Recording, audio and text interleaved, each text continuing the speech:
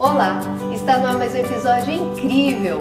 Hoje nós vamos contar um pouco da experiência da Mônica Magalhães. Ela é pediatra e terapeuta holística.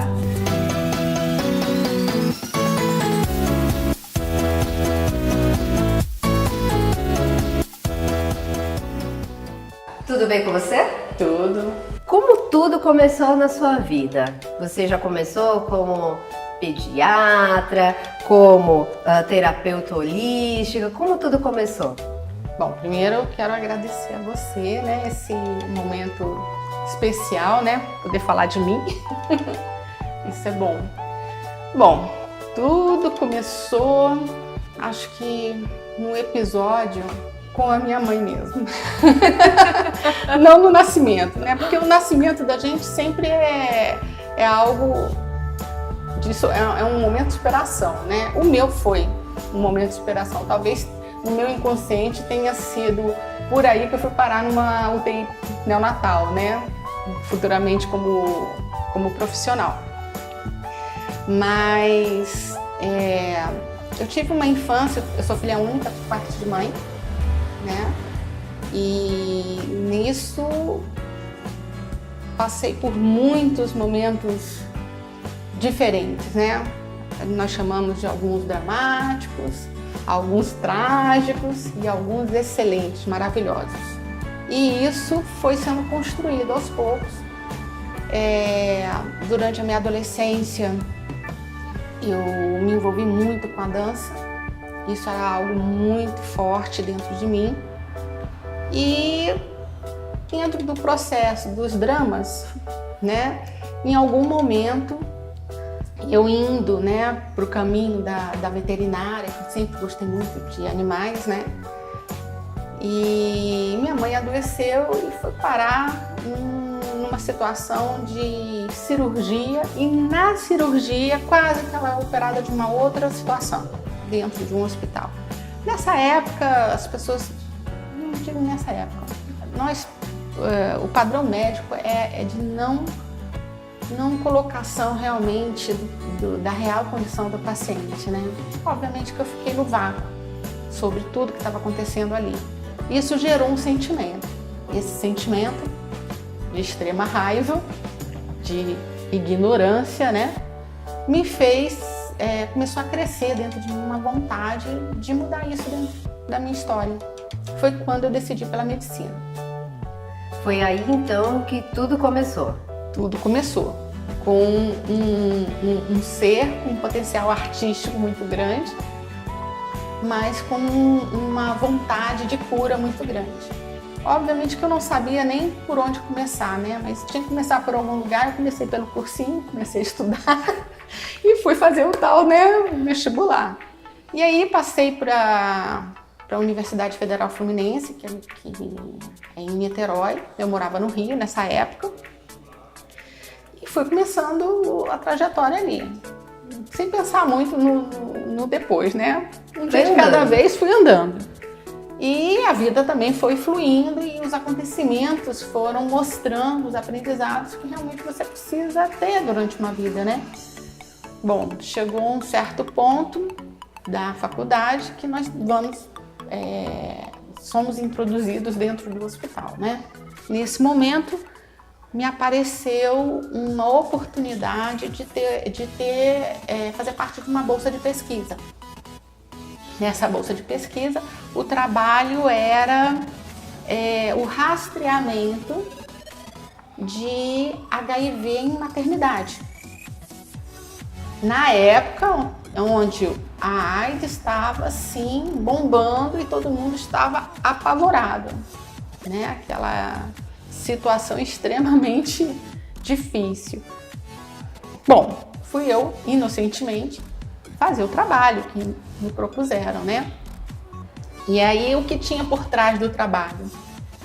Tinham famílias que estavam sofrendo por algo que nem sabiam o que era, né? Então, foi a época que apareceu a AIDS de todos os lugares. Você não parecia, né, no primeiro momento que todo mundo tinha tinha AIDS, né?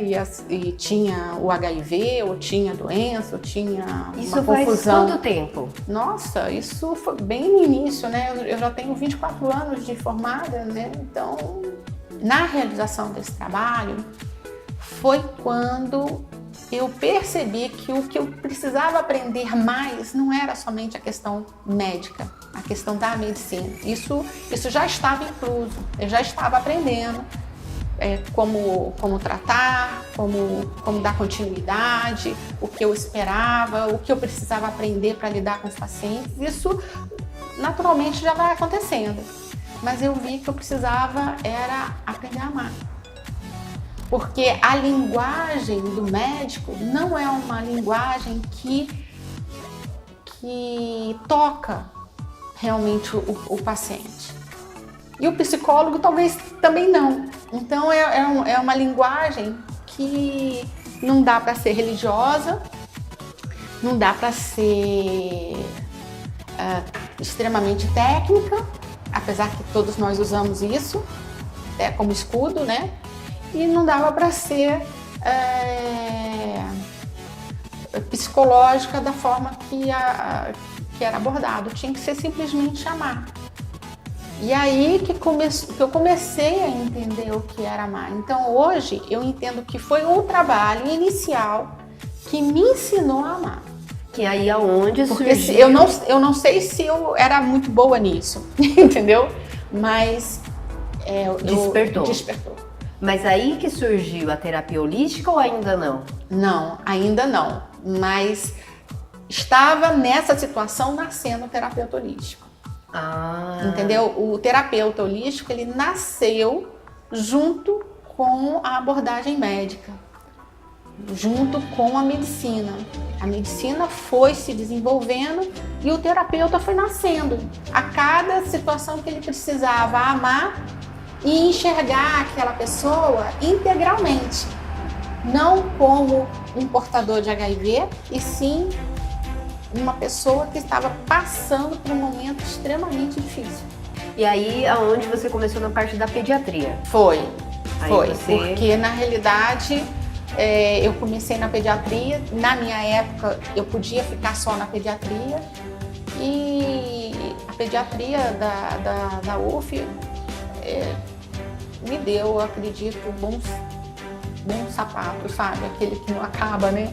Você realmente aprende tanto ali que na minha época nós aprendíamos muito, muito, muito. E foi um excelente momento da minha vida, em aprendizados técnicos e em aprendizados integrais, emocionais ali também. Bom, ali estava começando a nascer as coisas. Eu comecei a precisar me especializar, porque as crianças eram graves e quem sabia não queria cuidar. Então eu precisava saber também. Então por isso veio pediatria, veio CTI, eu precisava ajudar, eu precisava aprender procedimentos mais invasivos, porque quando eles ficavam graves, eles ficavam realmente graves. E assim foi. E você pegou os extremos, né? Então quando eu me formei mesmo, eu já precisei entrar assim na residência, na sequência do CTI, e assim foi. Então eu entrei dentro do CTI e não saí mais. É aquela história, quando você passa por dificuldades, passa por dramas, seja familiar, seja no trabalho, seja na sua vida, ele serve também como um despertador. E o mais curioso, né, interessante que você citou, é que as pessoas às vezes olham, né, só o profissional, esquece que além do profissional, da correria, do profissionalismo, tudo existe o lado humano, existe o lado esposa, existe o lado mãe, existe o lado filho, né? Administrar tudo isso. Administrar tudo isso. Então, às vezes as pessoas acham assim, mas é só isso. Não, existe também, né, o lado humano, né? Existe o sonho, assim como as pessoas que nos acompanham têm um sonho, é a mesma coisa, da mesma forma não muda nada, né? Não. A diferença é que cada um vai trilhando um caminho. E você foi se descobrindo nesses percursos, né? Então dentro da medicina apareceram pessoas maravilhosas que me ensinaram isso.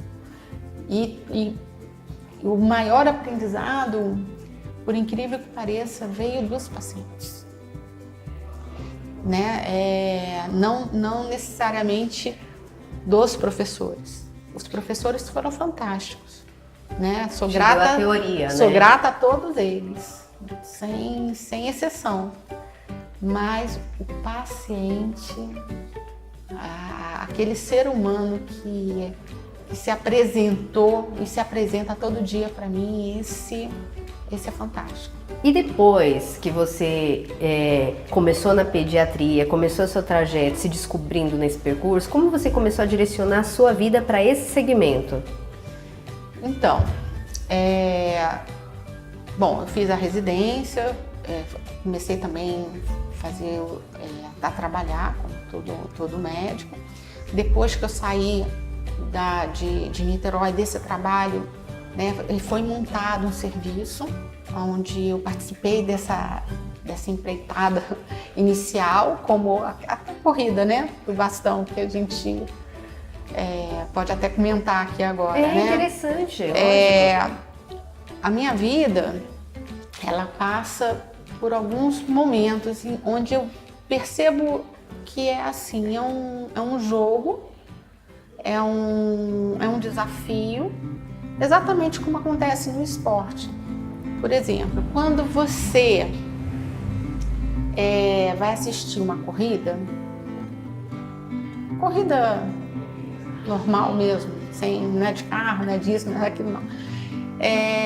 E aí tem aquele corredor que é fantástico, se destaca de todo mundo, né? E você fica sabendo o nome dele. Uau, fulano, cara, olha como o cara corre e tal. Fez ali os 100, 300, quantos, né? Uma velocidade imensa, aquela coisa, né? Todo mundo ficou, uau. Mas quando tem a corrida de bastão, ninguém fica sabendo muito bem quem é o 1, quem é o 2, quem é o 3. Você sai correndo, o bastão na mão, e você tem que dar o seu melhor daquilo, fazer a sua melhor velocidade, o seu melhor desempenho, para que você passe o bastão para o outro possa fazer o seu melhor desempenho, até que você chegue no resultado final. Ou você ganha, ou você perde. Mais ou menos assim. Mas começa. Ninguém fica sabendo quem é quem. Eles ficam sabendo quem é a equipe. E eu acho que a vida é assim.